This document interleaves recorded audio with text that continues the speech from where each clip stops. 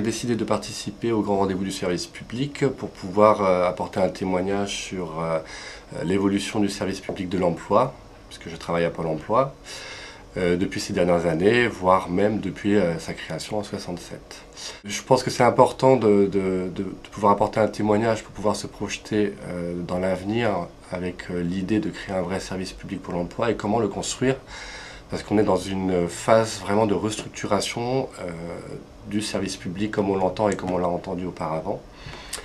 Donc l'intérêt des grands rendez-vous, c'est justement d'y réfléchir et de pouvoir apporter des solutions pour pouvoir un petit peu contrer ou en tout cas accompagner le changement pour pouvoir apporter un réel service public de l'emploi comme on l'entend, c'est-à-dire qui lutte contre les discriminations, qui aide les demandeurs d'emploi à chercher un emploi, et qui lutte contre la sélectivité du marché.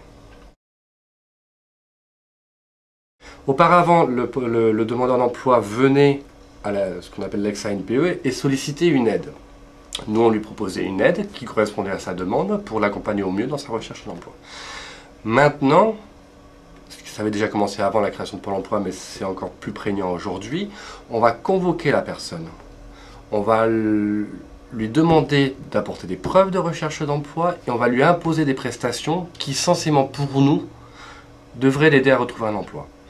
Or, ces prestations-là, donc ces orientations-là, répondent à des indicateurs, à des objectifs. C'est-à-dire que le conseiller a l'objectif et l'obligation d'envoyer tant de personnes vers telle ou telle prestation.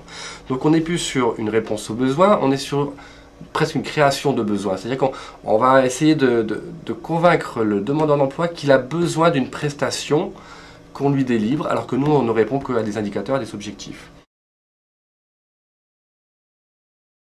Ce qui concerne Pôle emploi, là on voit bien que ça reste un service public, mais avec une idée très libérale du service public, c'est-à-dire qu'on ne va s'occuper que de l'indemnisation, le contrôle et la gestion des demandeurs d'emploi pour sortir des statistiques utilisées ensuite peu ou prou par le gouvernement suivant les chiffres.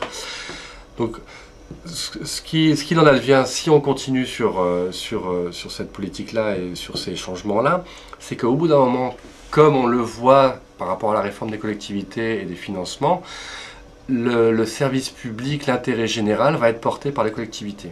Mais en tout cas, pour moi, il faut garder en perspective et en revendication un service public national comme on l'entend, qui aide tout à chacun et qui lutte contre les discriminations sur le territoire national au même niveau et non pas dépendante des politiques des collectivités.